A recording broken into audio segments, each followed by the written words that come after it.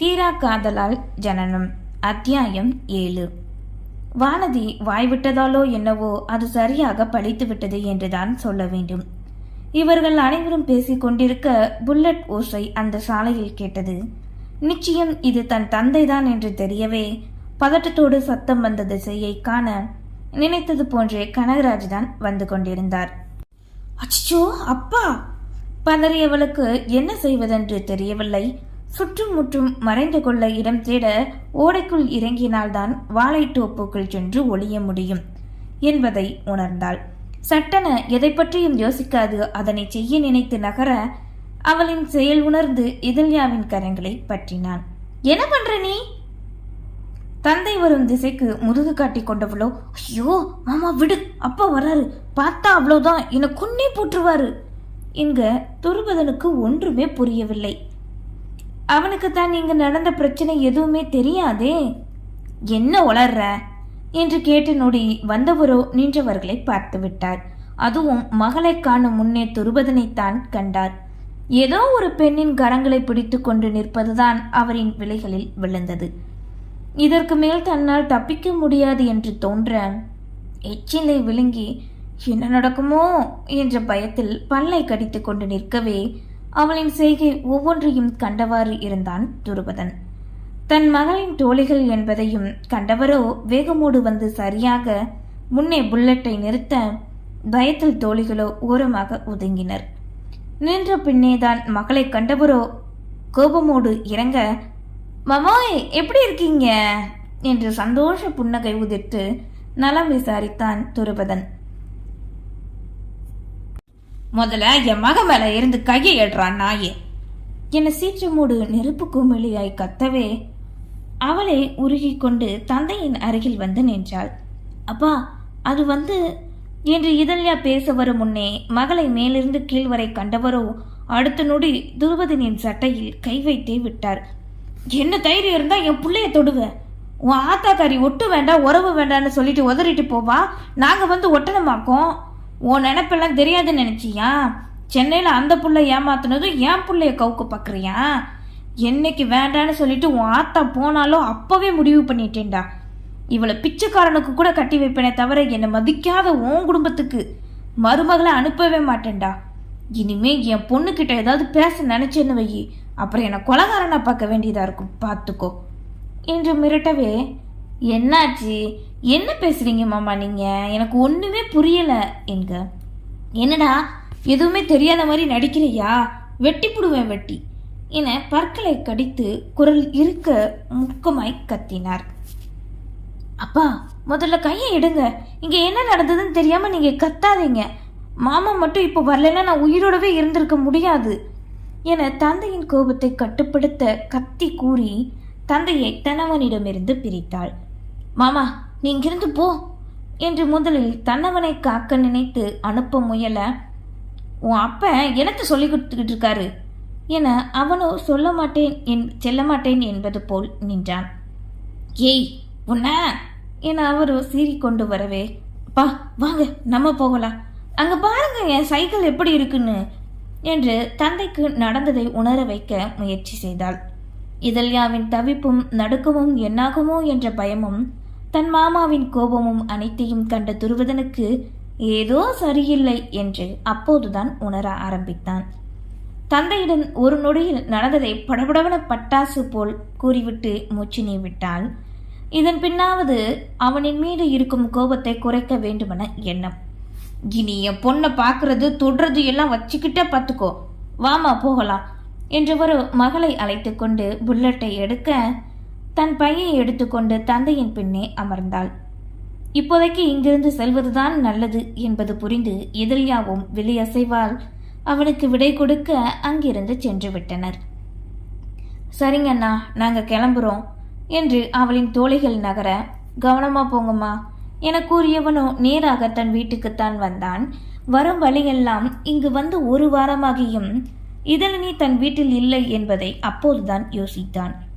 தனக்கு நிச்சயம் நடந்த பொழுது கூட மாமா வரவில்லையே என்பதை நினைத்தவனுக்கு ஏதோ பிரச்சனைதான், எப்படி இதனை கவனிக்காது விட்டோம்?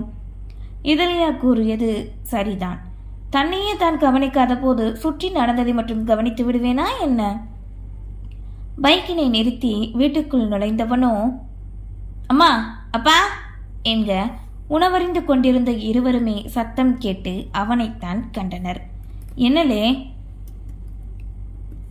சாப்பிட்டு வாங்க, நான் கொஞ்சம் பேசணும். நீயும் சாப்பிடவா? எனக்கு பசி இல்லை என்றவனோ சோஃபாவில் அமர்ந்துவிட உண்டு முடித்து இருவரும் அங்கு வந்து அமர்ந்தனர். என்னடா, ஏன் முகமெல்லாம் ஒரு மாதிரியா இருக்கு? இதனடா கையில சிராய்ப்பு என அருகில் வந்த போதே தெரிய பதறிப்போய் வரலட்சுமி கேட்டார். இதில் நீ ஏன் நம்ம வீட்டில் இப்போ இல்லை? வந்ததிலிருந்து இதனை கேட்காதவன் இன்று கேட்கவே ஏதோ சரியில்லை என்பதை உணர்ந்து கொண்டனர். அவளோட அப்பா வீட்டில் இருக்கா. உனக்கு தான் தெரியும்ல அவ மாசமா இருக்கான்னு. அங்க இருக்கணும்னு சொன்னா நாங்களும் சரின்னு சொல்லிட்டோம். இதனால என்னடா, ஏன் திடீர்னு வந்து இப்படி கேக்குற? நான் வந்து ஒரு வாரமாகியும் நீங்க உங்க அண்ணன் வீட்டுக்கு போன மாதிரியே இல்லையே. உண்மையை சொல்லுங்க, என்ன நடக்குது இங்க? மாமாவோட பேச்சே சரியில்லை. அப்படி என்ன பிரச்சனை? நான் இன்னைக்கு மாமாவை பார்த்தேன். என்கிட்ட எதையும் மறைக்காதீங்க, சொல்லுங்க ரெண்டு பேரும் என்கவே இதற்கு மேல் மறைத்து என்னாக போகிறது? நினைத்தவர்களோ நடந்த வாக்குவாதத்தை கூறினர். உன்னோட சந்தோஷத்துக்காக உன் வாழ்க்கை நல்லா இருக்கும்னு நினைச்சுதான் நாங்கள் இப்படி பண்ணணும். ஆனால் இப்படி எல்லாமே கைவிட்டு போகும்னு நினைக்கலடா. அண்ணங்கிட்ட போய் பேசலான்னு தான் நான் இருந்தேன். திருதான் வேண்டாம், மாமா ரொம்ப கோபமாயிருக்காரு, கொஞ்ச நாள் போகட்டும், எல்லாம் சரியாயிருன்னு சொல்லிட்டான். மருமகளை சீக்கிரம் வீட்டுக்கு கூட்டிட்டு வரேன்னு சொல்லியிருக்கான். ஏமா இவ்வளோ நடந்திருக்கு, என்கிட்ட ஒரு வார்த்தை கூட எதுக்கு சொல்லலை? அப்பா, நீங்களாவது சொல்லியிருக்கலாம்ல. மாமா இந்த விஷயத்துல தீவிரமா இருக்காரு. எனக்கு எப்படிமா இதழியாவை கட்டி வைக்கணும்னு நினைச்சீங்க? அவ ரொம்ப சின்ன பொண்ணுமா. வாக்கு கொடுத்தது மட்டும் இல்லாம அதை உதறி விட்டுருக்கீங்க. முன்னவே சொல்லியிருந்தா நான் நேராக வந்து மாமா கிட்ட பொறுமையா பேசியிருப்பேன். அப்படியும் இல்லையா? இப்போ இங்க வந்து அன்னைக்கே சொல்லியிருந்தா அப்பவே போய் அவர்கிட்ட மன்னிப்பு கேட்டு பேச வைக்க முயற்சி பண்ணியிருப்பேன். இப்படியே விட்டா இது நிரந்தரமா போயிருமா? நாளைக்கே போய் பேசலாம் என்றவனோ மாடி ஏறி தன் அறைக்கு சென்றான். இங்கே வீட்டுக்குள் கோபமாய் கத்தி கொண்டு வரும் கணவனையும் தலைகுனிந்து கொண்டு வரும் மகளையும் கண்ட சுபராணிக்கு ஒன்றுமே புரியவில்லை. அதுவும் மகளின் உடை சற்று கிழிந்திருக்க அவளுக்கும் காயம் இருக்கவே பதறியவரோ, இதழியா, என்னம்மா, என்ன ஆச்சு? மகளின் அருகில் நெருங்கி அவளை தொட்டு தடவ அப்போதுதான் வலியை உணர்ந்தாள். முணுங்கவே, எப்படி அடிபட்டது? கீழே விழுந்துட்டேம்மா என்றவாறு சோஃபாவில் அமர கனகராஜுக்கு மகளின் நிலை கூட புரியாது. கோபம்தான் அடங்காது இருந்தது. காப்பாத்தனா சரின்னு சொல்லிட்டு வர வேண்டியதானே.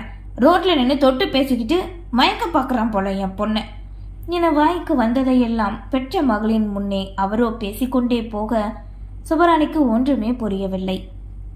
என்னாச்சுப்பா?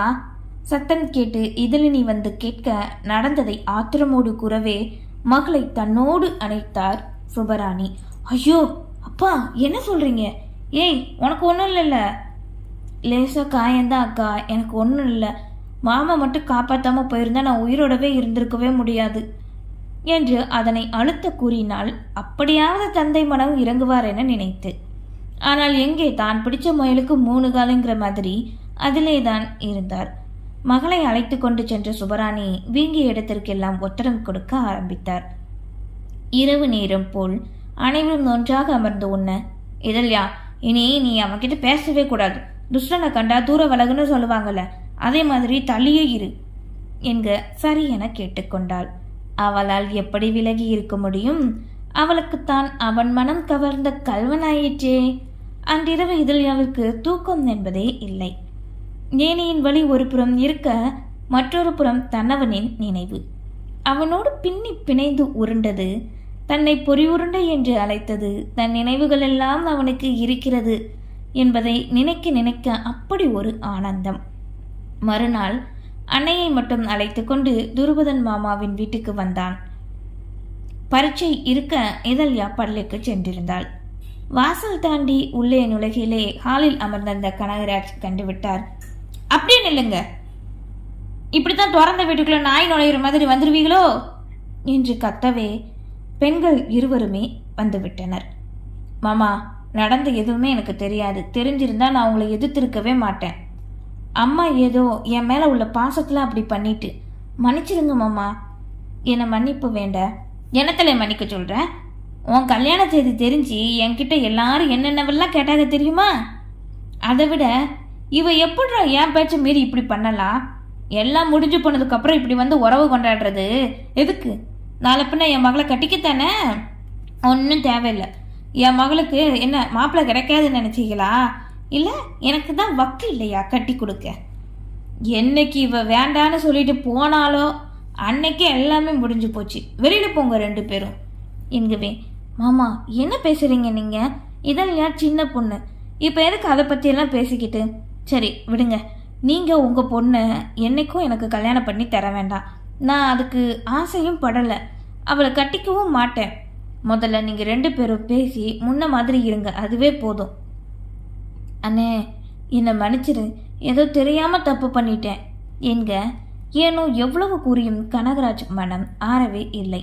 அப்போ நீ என் பொண்ணை என்னைக்கா இருந்தாலும் கல்யாணம் பண்ண மாட்டேன்னு சொல்கிற. அப்படின்னா என் பொண்ணு உனக்கு தகுதி இல்லைன்னு தானே சொல்ல வர்ற? அப்படி என்ன குறைஞ்சு போயிட்டா சொல்லு என்று மற்றொரு பாதையை கண்டுபிடித்து கொண்டு சண்டைக்கு வந்தார். ஹோஜினை விட்டவனுக்கு தன் மாமாவை எப்படி சரி கட்டுவது என்றே தெரியவில்லை.